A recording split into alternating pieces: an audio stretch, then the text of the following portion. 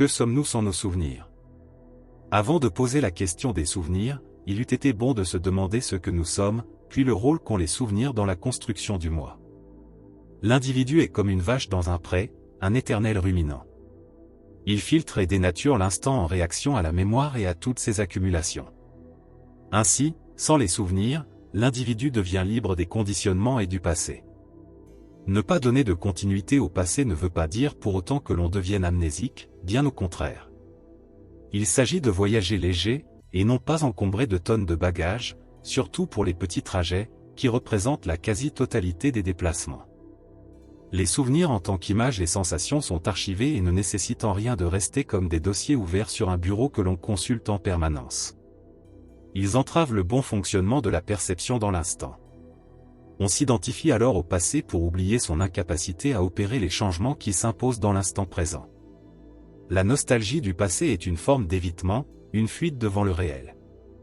Ainsi, tout ce que l'on a accumulé est sans grande valeur. Ce ne sont que des souvenirs, des blessures, des images, des plaisirs, des certitudes et des croyances, sans aucune compréhension de ce qui forme un tout unifié. Constater cela honnêtement est le début de l'intelligence.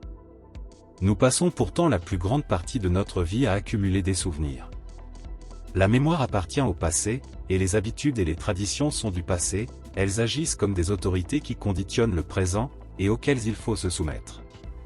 Le présent est donc le passé modifié se projetant dans l'avenir. Le temps non pas chronologique mais psychologique d'hier et de demain sont les ennemis de l'homme.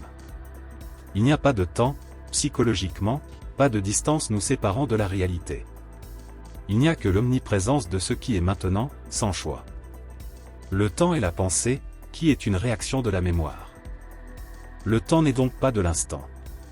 Nous nous sommes créés des quotidiens répondant aux dictats de l'horloge chronologique, séquencés par des besoins d'accomplissement, prisonniers du devoir, des attachements, toute liberté absente.